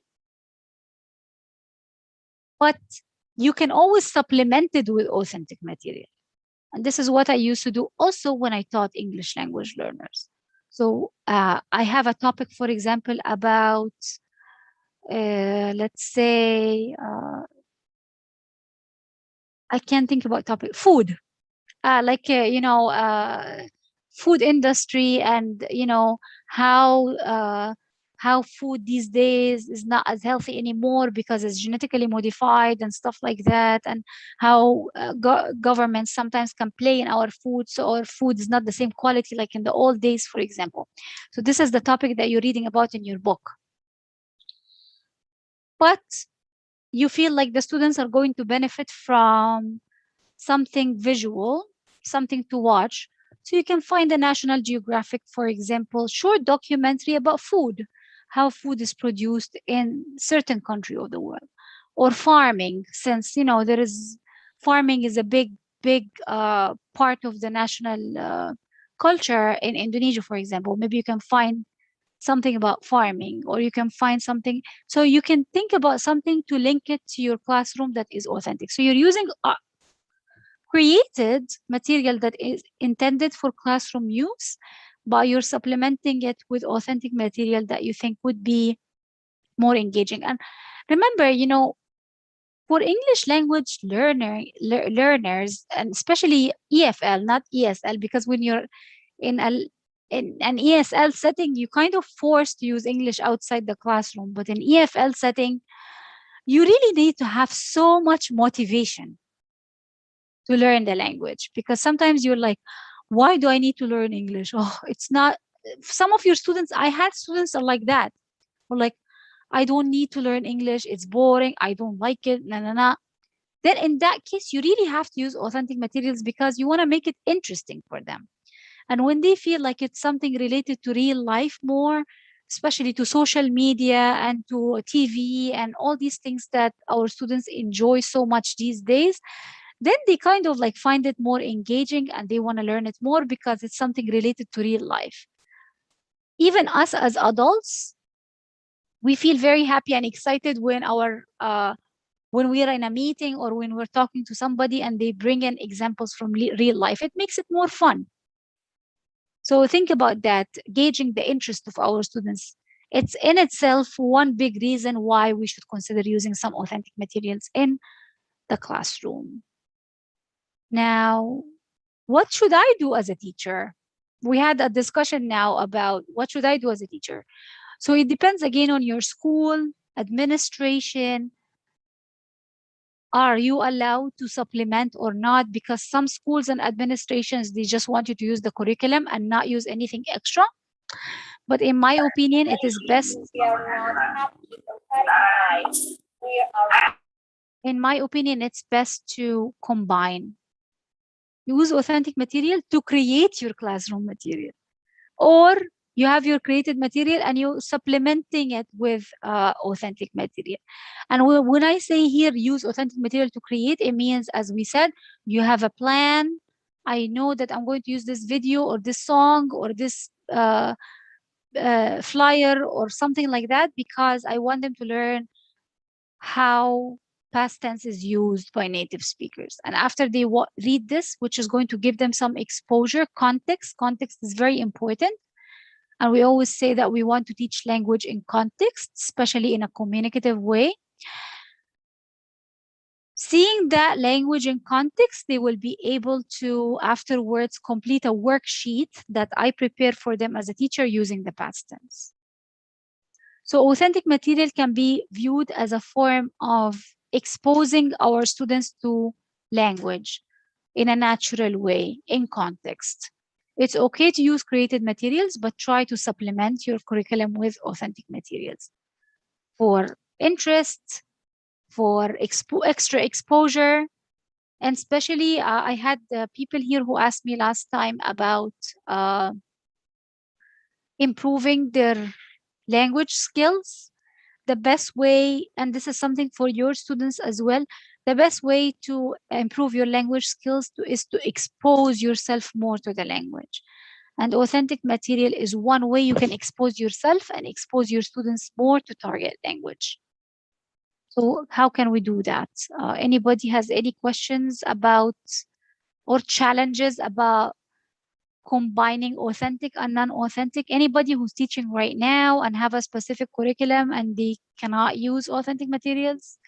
Do you want to share your experiences?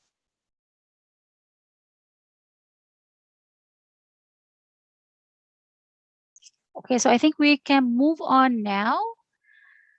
So a few tips to help us design meaningful tasks. Tailor your task to the proficiency level of your students. Use the same text, but change what you can.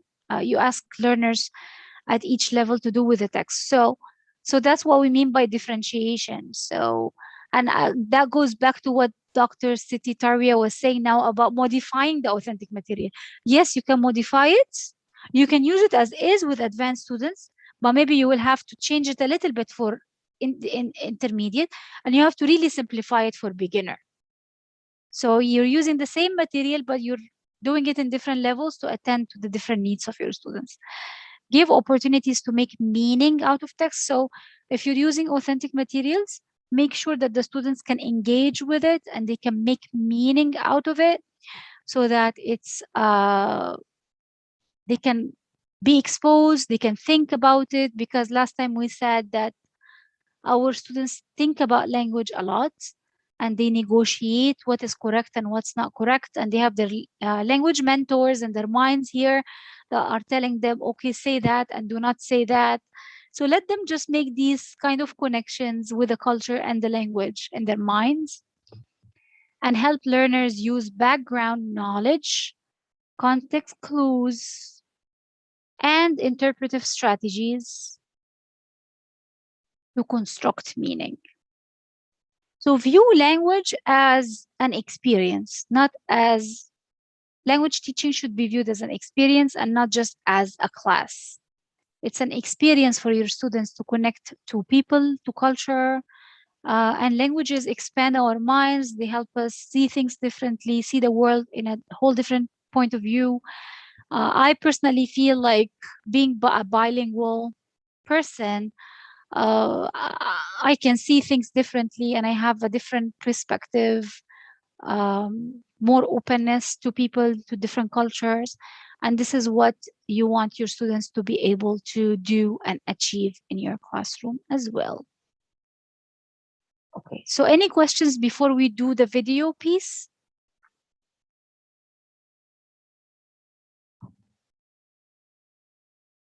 Any questions?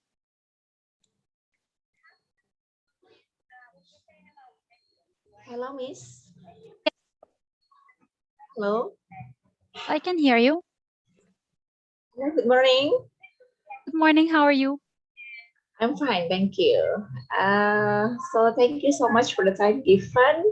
I want to ask about the authentic material. So do you agree if the teacher or if the teacher use authentic material on every skills on their teaching? Every skill? Yes. I mean, for example, writing skill, speaking skill, listening skill. Is it appropriate for every skill? I think it's, again, if you find appropriate materials for the skill that you're teaching, then it should be fine. Again, it's all about availability of materials. So if you have writing, for example, you can find a lot of writing samples, like even, say, for example, you're teaching English for specific purposes and you're teaching business students. They want to learn how to write an inquiry letter, or they want to learn how to write an email, business email. You can actually find a lot of examples online of emails in English, business emails, and you can use these as a model, as an example in your classroom. So that's one way you can utilize authentic material for the purpose of writing. For speaking, you can use audio materials just to give them exposure to how to say certain things and how to say certain expressions. For reading, you find a ton of resources for reading. So again, I think you can use it for the 4 skills, but you have to make sure it's appropriate and it serves the exact same purpose and objectives that you're using. And it does not have extra language that can confuse your students. And I would say that's the key here. So thank you so much for the answer given. I think somebody else raised their hand. Tahir? Yes, hello. Yes. Hello, Dr. Salma. So, okay, well, thank you for the chance. Yes, you said that how do the teachers do in dealing with the authentic materials? So we have known that there is existed or created materials available in the textbook, and the second one is authentic materials. And also, as you stated, we'd like to combine both of them. Also, as you stated that Dr. Talia stated this modification. So, but in combining both of them, created or exist material and also authentic material, so that will be time consuming. I mean that the time span in the classroom will be extended. So, what do you think about that if we combine both of the material? So, we need to decrease the time to expose the created material or the authentic material. So what do you think about that point? Yeah, I know it's going to be time consuming. I totally understand that it can be challenging and time consuming, especially if you already have your own created materials. Tricky situation. So I would say you can use your created materials, but you have to also consider the benefit of using authentic materials. And even if you can use it every single day in your class because of how time consuming it is, I would try to at least use it sometimes. You don't really have to use authentic materials every single day. So that's one thing we have to keep in mind. But you can use it every now and then, depending on your context. If you can use it every day, you can use it every day, of course. But I know how challenging any teaching career can be. and how much goes into planning and preparation and teaching itself, and how time consuming this can be. So if you can use it every day, it's okay to use it once a week or every now and then. And even if you don't really have the time to connect it to the specific objective of your lesson, think about using authentic materials as an introduction activity in your class. So you can say, it doesn't really have to be connected exactly to what you're teaching that day, but it can be one way you bring the attention of your students. So every time we meet in class, I found this interesting website that has 2-minute videos about natural phenomena or something interesting that is happening around the world. So every time we meet in class, we're going to watch a 2-minute video in English, and we can take 5 minutes to discuss it before we start our lesson. So that's one way you can use authentic material, but you also don't have to stress so much about using authentic material. So it's ideal to connect it to your content and to your objectives, but if it's impossible to do that due to time constraints, then I would say at least include it in your introduction or attention grabber activity, or something to gauge their interest in the beginning of their class. Is that okay? Did that answer your question? So I think that it could be best to be used to be as supplementary material. Right? Thank you. You can do that. If you cannot incorporate it in the actual teaching, you can always supplement with it. Thank you. Okay. So what we're going to do in the last half an hour is we are going to watch a quick video. I think it's 9 minutes about, it's a teacher. Actually, I think it's longer, but we don't have to watch the entire thing. We can just watch half maybe. And then we're going to think about the objectives. What are the objectives of the lesson? What are the materials used by the teacher? Are they authentic or they're not authentic?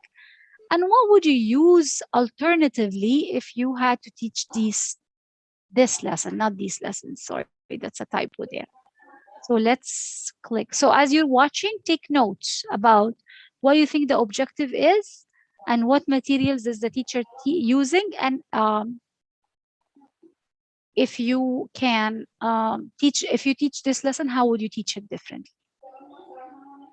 And let's start that.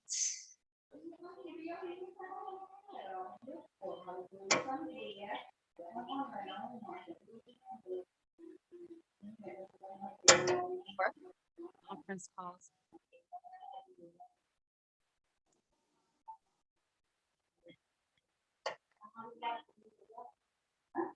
Can you hear the video, everyone?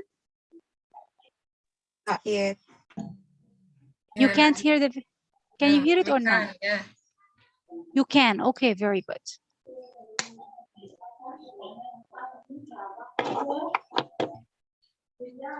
But we don't have a video on our screen. We couldn't You do see not. we couldn't watch the video actually. Can you say that again? You can't see the video on your screen? Not yet. Okay, let me see. I don't know why, but let me check.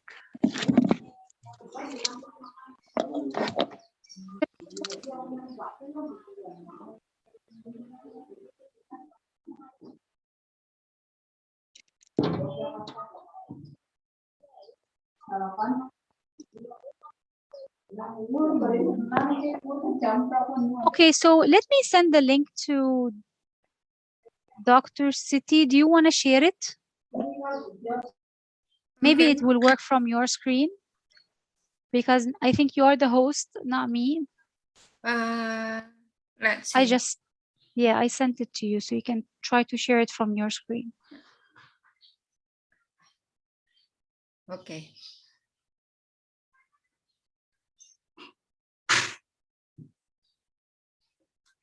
Halo, Pak David. Halo, Pak David. Halo, David, Pak David, Bu Saida. Jadi kan saya host. Bu Ya, Bu Tarwiyah gimana Pak Bu? David. Iya, diputar videonya. Saya bukan host nih. Oh, jenengan co-host bisa Bu, bisa putar. Enggak, ini enggak bisa tertulis share screen ulang. Jenengan co-host Ya, Dan di-set. Saya belum co-host nih. Salma Waly juga co-host kok. Udah jadi Yeah, co-host. I tried to share it, but it's not showing on the screen, so I don't know why.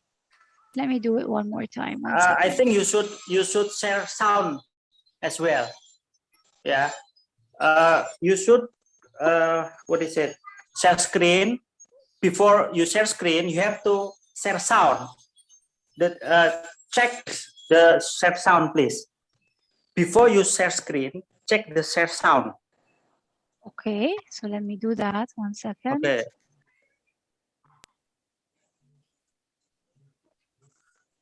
Try to share screen.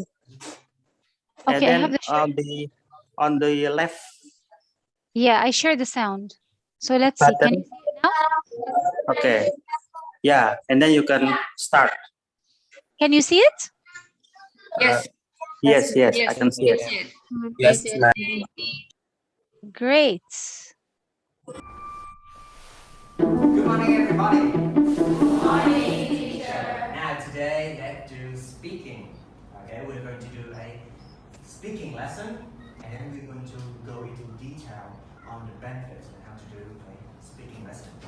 Okay, now to begin, I'm going to ask you, what do you do every day? What do you usually do every day? When you wake up, what do you do? Sleep more. You sleep more. You make up every day. Check my cell phone. Check your cell phone, okay. Take a shower. Take a shower, okay. What about in the evening? What do you do every evening? Have dinner. Have dinner? Drinking coffee. Drink coffee in the evening? Chill out. Have energy for the. You lead a very weird lifestyle. What about you guys? What about you? What do you do in the evening? Brush my teeth. Very good. Yeah, that's true. That's good. That is good. You brush your teeth in the evening. Me too. What about you, Mr. Fan? Yes, I go to bed. You go to bed? Yeah, very good. Now, today we are going to learn about daily routine. And to show for it, everyone, I'm going to show you my daily routine. Okay? I have a video about my daily routine, which I'm going to show you right now. Now, I want you to watch the video and tell me, okay, what do I do every day and at what time? Okay?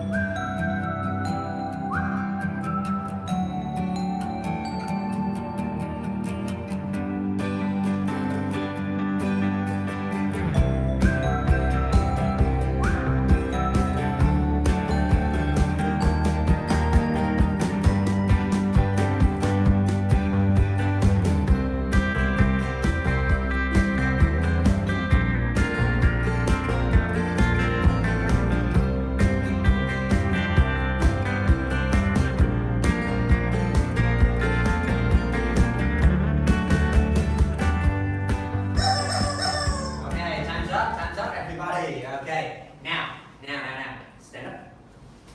Up, you stand. Come on. All right, now I want you, okay, to meet with your friends, okay, in pairs, okay, and talk to your friends about your daily routine, okay, to see who has more interesting daily routine, okay. 3, 2, 1, make a pair. 3, 2, 1, find a partner. Come on. Okay. Okay. No. Okay, I want to see a group of flowers. Okay, let's go.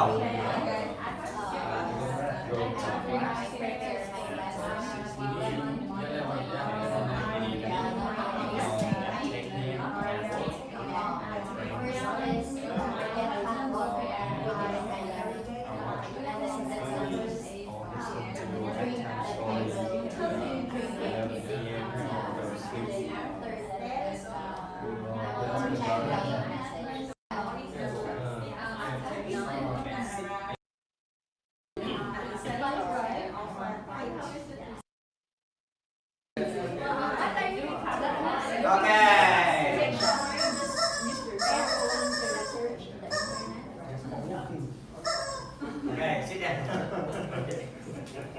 Okay.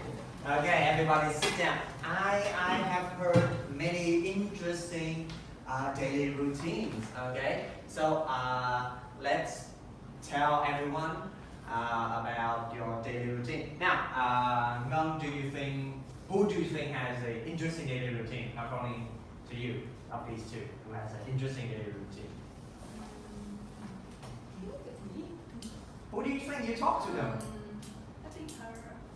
Who? Linda. Yeah. Okay. Okay, Linda, come here. Everyone, big hand for Linda. Okay, Linda, please come here and tell everyone about what do you do every day? At 6 a.m. At 6 a.m. I wake up and go to the balcony to water my tree and enjoy the sunrise from my balcony. Yes, and at 6:30 I go jogging. I go jogging with my friend.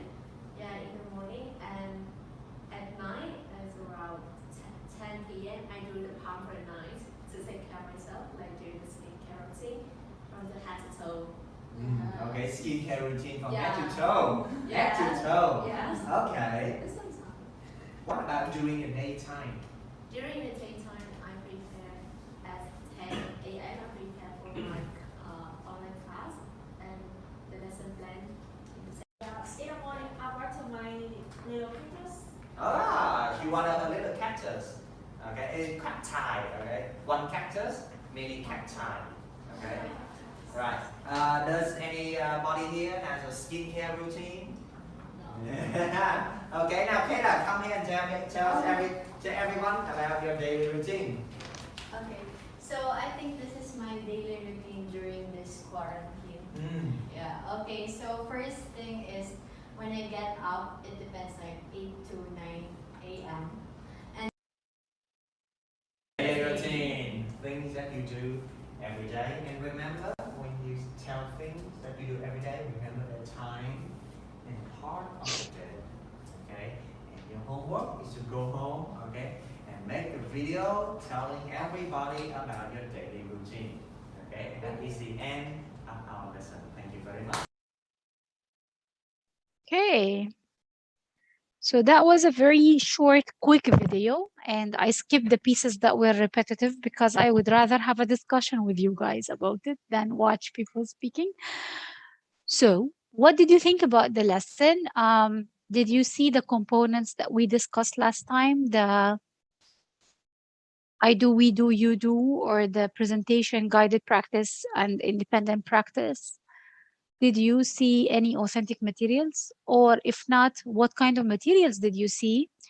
And finally is, if you had to teach this lesson, how would you teach this lesson differently? And this is a discussion, so I'm not going to tell you the answers. You are going to tell me the answers. So if you have any volunteers, please. Yes, I see a hand. Mazda? I see a hand there. No, that's actually not. Okay, I see any. Do I have any volunteers?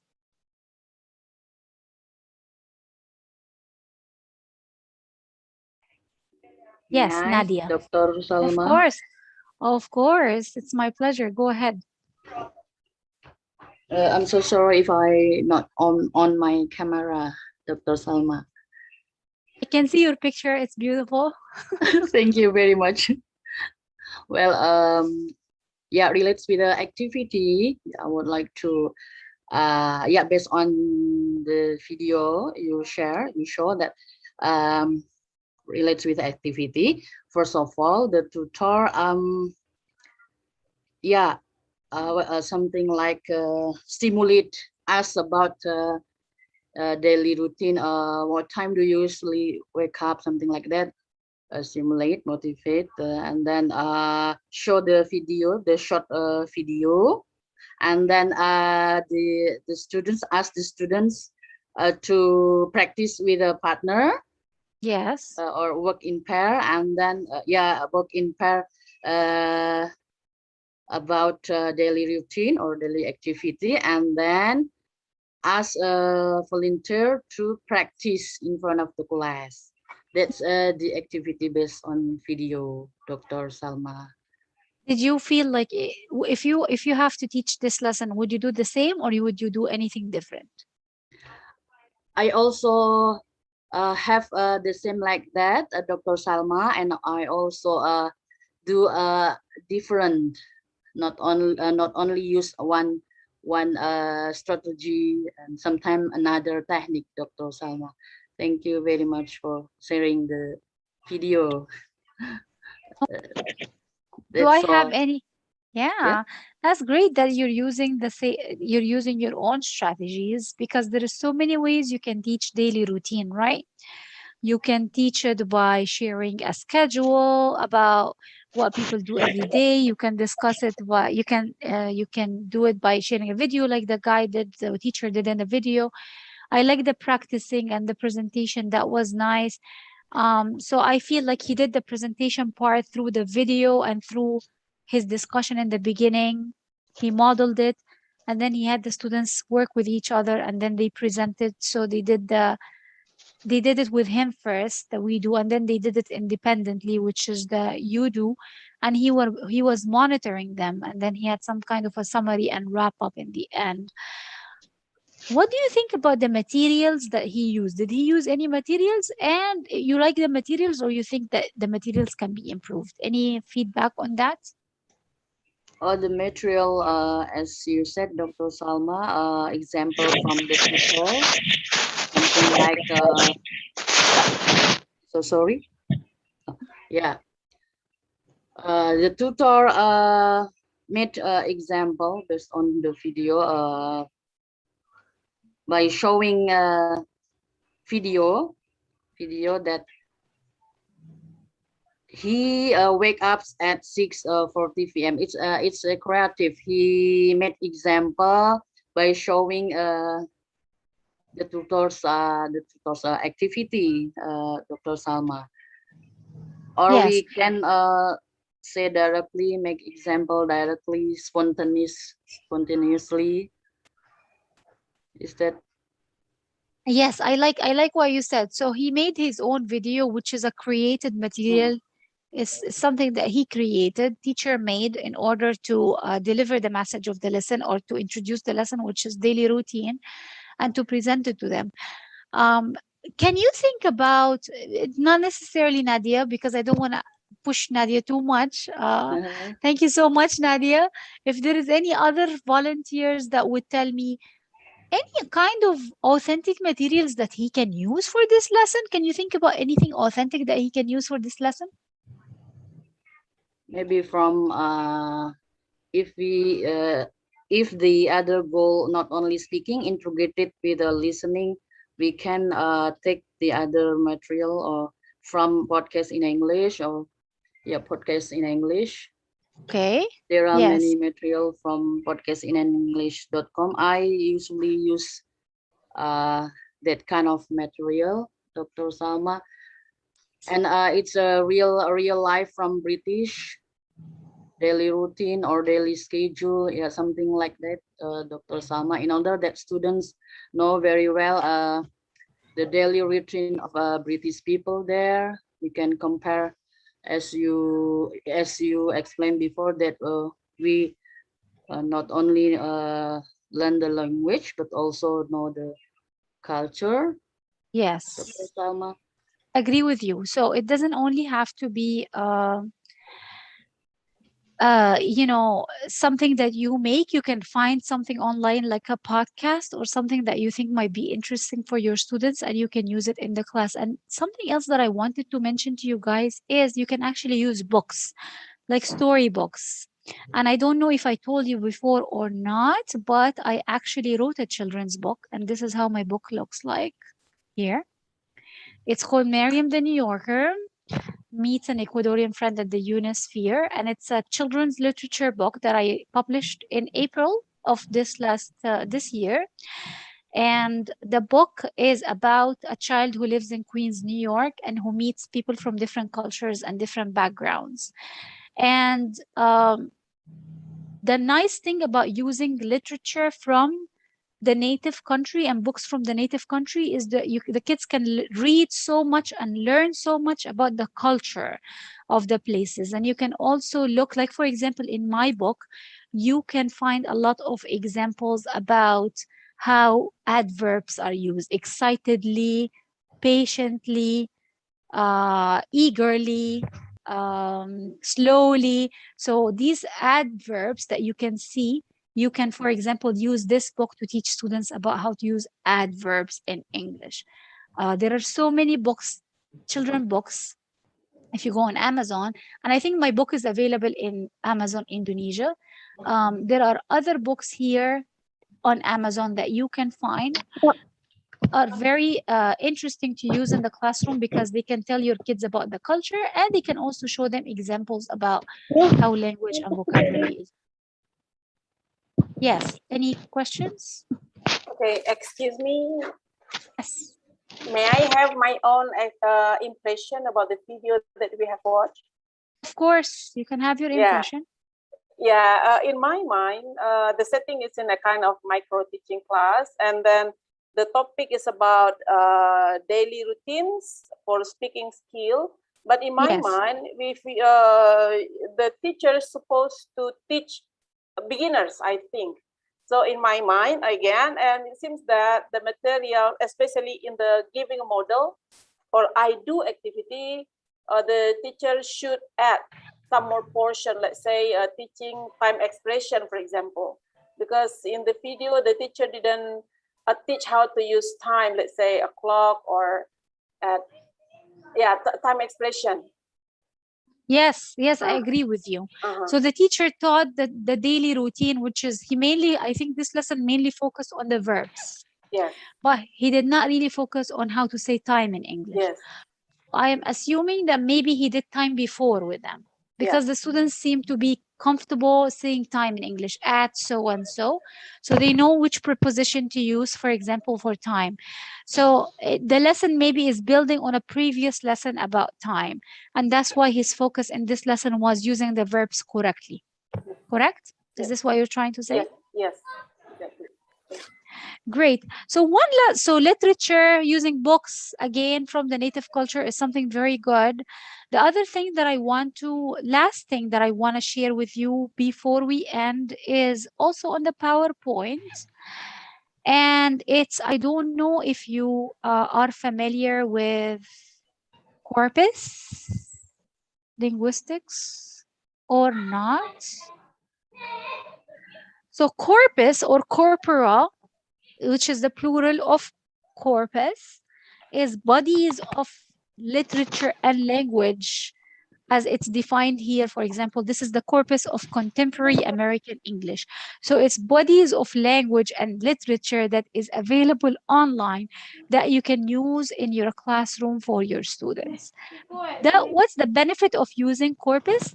The nice thing is that if you are teaching a specific language form or like a vocabulary word, and you cannot think about examples, for example, to give it to your students in your own created worksheets, you can go to Corpus and it's gonna give you authentic examples. So I'm going to show you how that works in a minute.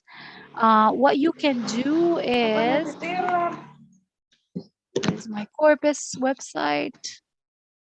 Okay, here we go.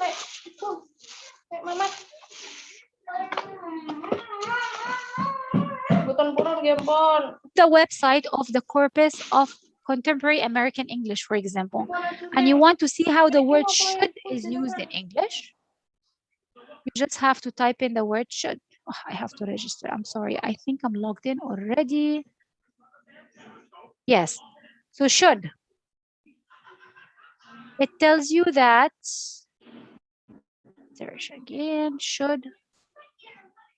Should is mentioned 921,000 times in this corpus. So you just press on should, for example, and then it gives you all. Okay, so they want you to narrow it down because should or should eat, for example. You want to find something very specific, should eat. And then you press it and it gives you all sentences that are native examples that use the word should eat, for example. And you can use these sentences to create your materials. And if you Google me, you can find an article that I wrote about using corpus to teach grammar. So if you can Google my name and Google Salma Waly corpus linguistics, or using corpus language, you will find an article that I wrote about using corpus to teach grammar. For example, let's see, you wanna be in make and do, which can be confusing. You can do make. It's a lot. Make. You have to be very specific, and it tells you exactly how to browse. So all the examples that you need, you can actually get it from here. And this is just one example of the many corpora that are available online. There is actually corpus for newspapers. There is corpus for slang. There is corpus for historical text. So there are so many examples of corpus that you can use, but I always find this one, the corpus of contemporary American English, to be very easy and user-friendly if you're creating materials for students, because the sentences are just appropriate to use in your classroom. So that's another resource of authentic material that you can use. Okay, and I think that's it for today. If you have any questions, I am ready to take your questions. I feel like we discussed of the material. Okay, yes. So I'm going to share here on the chat room email address and my Instagram as well. And if you email me, I would be happy to send you the articles. And you can also follow me on Instagram more about the work that I do. I recently started an organization called Universal Narratives, and it's all about empowering educators everywhere around the world. So I would like to connect with you more. If you have any questions, I would like to work with you in the future. I would like to, if you're interested in being hosted in my podcast at some point, I'm doing a podcast as well. I would love to. If you want to learn more about my books, my projects, you can follow my Instagram page, and you can email me. If I'm a little bit delayed in responding to you, don't be upset, don't get offended. I get a lot of emails, but I will get back to you at some point. So if you don't hear from me in a week, email me again. It's okay to email me and push me, but I try to get back to you as soon as I can. Being here with you all, really very, very nice. I'm so happy to have participated in this program. And I am happy to answer any questions about the two lectures about instructional design and lesson planning. Just to wrap up, the last session we did lesson planning, all the components of lesson planning, and today we did materials. And we said that it's best to combine materials, combine authentic and creative materials so that we meet the needs of our students and we meet the learning goals and objectives that we have. Happy to answer questions now. Okay, questions? Actually, time is up, but Dr. Salma is still available for us, yeah, for question and answer. Thank you. Any questions? Well, excuse me again. Yes, okay. Well, I am teaching literature for ELT in my class, and I usually use authentic materials, let's say short stories, for example. And then, but I'm always frustrated because I am busy with vocabulary. It seems to me that my students are hard to understand the materials. Even it is just a short story, which is consisting of 4 pages, and then we need more time. I need more time to make my students understand. So what should I do? And actually, I'm teaching at the 5th semester, and I suppose that they have already got reading skills. But yeah, it happens in my class. So do you have any suggestion for that one, Salma? Teach them more vocabulary? Is that the question? Or you always feel like you're spending more time doing vocabulary? Yeah, spending more time. Okay, yes, I know. So maybe if you try to teach vocabulary in context more, like don't teach vocabulary by itself. Teach vocabulary within the reading and writing and listening and speaking, so that you're doing 2 things at the same time. So for example, instead of teaching the vocabulary first and then doing the reading, read, and as they're reading, they can highlight new words that they find difficult or challenging. And then from that discussion, you can help them try to guess the meaning from the context that they have. Uh, See if how they feel about the word. Is it a negative word or a positive word? And then from that reading selection, then you can write some of the new words on the board and discuss it with them and move on. If you do vocabulary as a section in the class by itself, you're going to spend so much time doing vocabulary and you're not going to get to the other skills. Incorporate all the skills together. Okay. Vocabulary through the reading, not before the reading. Okay, through the reading.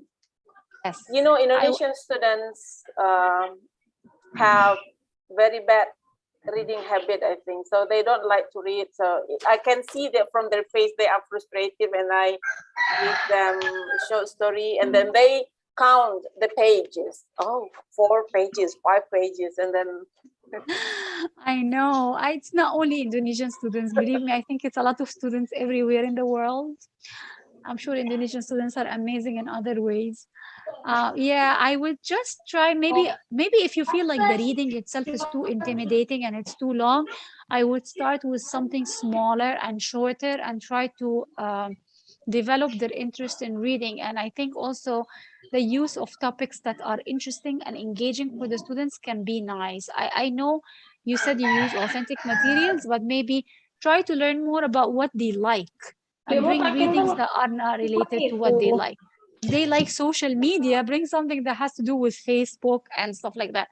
If you think that they like maybe the environment, bring something about environmental challenges, something like that, that you feel like it's going to appeal more to their interest.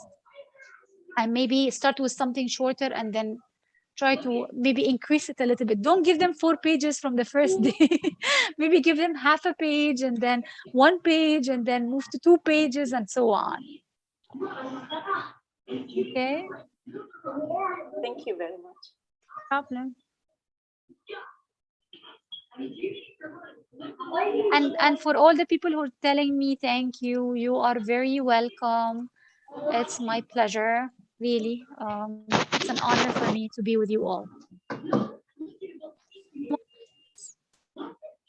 Okay, another question. No questions? Okay, if you don't have any more questions, then one question, yeah, but it's not about authentic material. What is narrative? What is it called? So universal narratives is universal narrative. Yeah, your organization. What is universal narrative? A company, a small company that I started in February 2021. So it's a new organization. And the whole idea of universal narratives. So I'm trying to I do consultancy work in education through universal narratives, but I also do a podcast. And the podcast, because I lived in other countries and I have friends from other countries around the world. We studied together in so many different cities and stuff like that. I felt like I really admire the resilience and the hard work of teachers everywhere in the world and not only in America. And I wanted the people in America mainly and in English speaking cultures to learn more about what people in other countries do. And so I started Universal Narratives, which is conversations with, it's a podcast, and it's conversations with teachers about different topics from different countries. So the first topic that we did was the pandemic and the impact of the pandemic on education. And for that topic, we interviewed teachers from Saudi Arabia, we interviewed teachers from Canada, and the United States. And then the second topic we're doing is educational development. And for this topic, we did Egypt, and we're actually right now doing Indonesia. So I actually recorded my first episode with an Indonesian educator, 2 episodes. The one came out and the second one will come out this week, inshallah. And if anybody is interested in speaking about education in Indonesia and how to improve the quality of teaching for students and for teachers, I would love to host you in my podcast. And then afterwards, we're going to other countries. So we're going to South America, we're going to Pakistan, we're going to all the countries that people do not really speak so much about, but the people in these countries are doing an amazing job.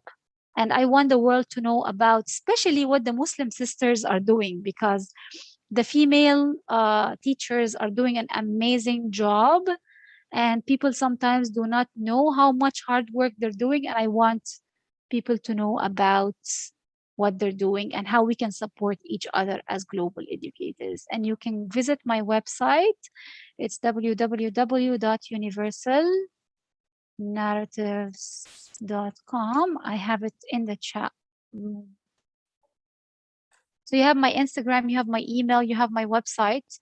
You can contact me if you have any questions and if you're interested in participating in my podcast, or if you are doing a panel discussion or you want to do like a video and you want to invite me, I will be happy also to participate. And thank you so much. That was so nice. Again, it's my honor. And again, reach out if you have questions. You're welcome. I You're have welcome. another question, Salma. Actually, I'm handling a class which is consisting of, let's say, inclusive class. So 2 of my students are blind, not totally blind. So they cannot see well. And I have a problem in designing the classroom activities. Do you have any suggestion for that one? So students that are they're blind. You're saying they have like a disability. Yes, disability. Yeah, if you're not using like Braille or any specific way for them to read, then I would say maybe focus more on listening and speaking.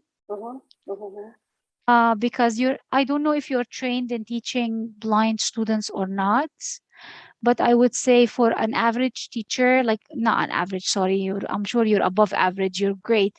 But I mean for a teacher who is not a special education teacher, I would say the easiest thing to do would be relying on auditory material and on speaking as much as possible.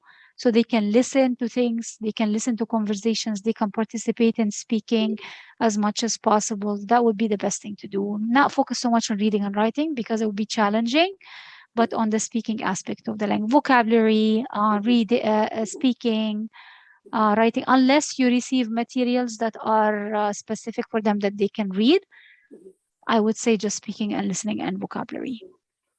But it will impact for to the other students. So what about the other students? Actually, we don't have a special, let's say, special training for handling into inclusive class. I think it is relatively new to us. Yeah, I would say yes, it might affect. I don't know, do you have another teacher who teaches with you in the class or you're by yourself? I do it by myself. I would say differentiation again, making sure that you maybe group your students in a certain way. So maybe you can do the reading, you can do the speaking and the listening with everybody in the class, and then you can break them into a group of everybody, and then the blind students can be in another group. And you can have the blind students practice speaking together while you're working on writing and reading with a small group.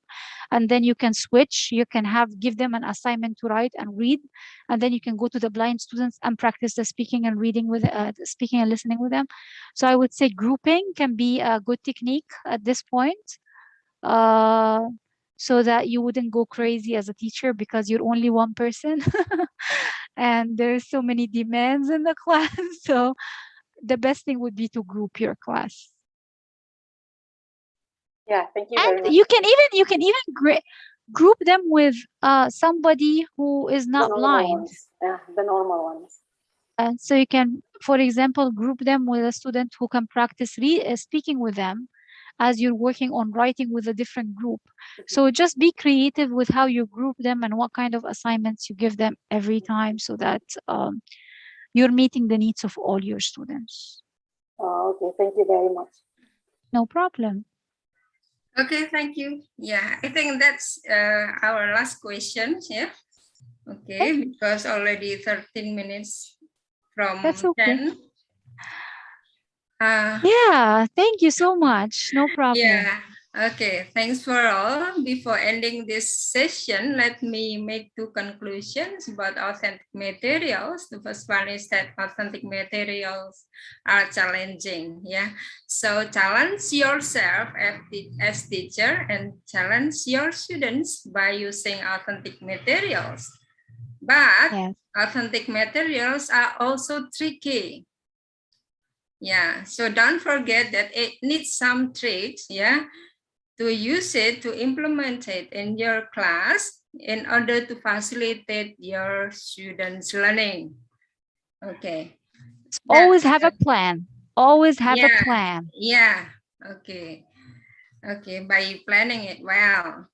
Okay, thank you. And in the beginning, I mentioned that we have Sayyidatul Fadila as our department head, and we also have Bu Nuna as the secretary of our department. Hello, Bu Nuna. Hello. Okay. Yeah, okay. I think Bu Sayyidatul Fadila will say something as the expression of her thanks on behalf of our department. Okay, Sayyidah, please. Yeah. Thanks so much, Salma. No problem. Thank you. Yeah. You are very, awesome. Yeah. The participants are also very motivated to to be participants in your session. Yeah. Thank you. We always wait your session. Thanks so much, because you did it well. Yeah, your materials is very motivating, very inspiring. Welcome to UIN Waly Songo again and again.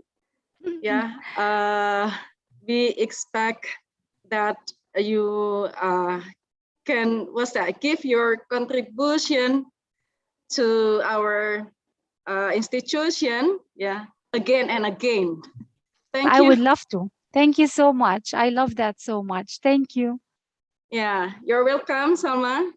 You're welcome. No problem. Thank you for inviting me. It was a pleasure. You're welcome. Okay, thank you. And for your information that we have two sessions in more or less same time, because it's only we have only 1 hour. What is it called? Our session starts at 8, and Gandhi session starts at 9. So most of our participants move to Gandhi after joining your session. Okay. Thanks anyway, Salma. Hopefully that we can meet again. Yes. Any time. Yeah. Okay. No problem. And yeah. Okay. Have a great day, everyone. Yeah, thank you. Thank you. Afla. Bye-bye. Goodbye. See you. Thank you very much. Bye-bye. Thank you very Bye-bye. much. Assalamualaikum, Salma. Walaikum assalam. Thank you, everybody. Yeah, thanks for the participants. Yeah, who have joined until the end of the session. Hey.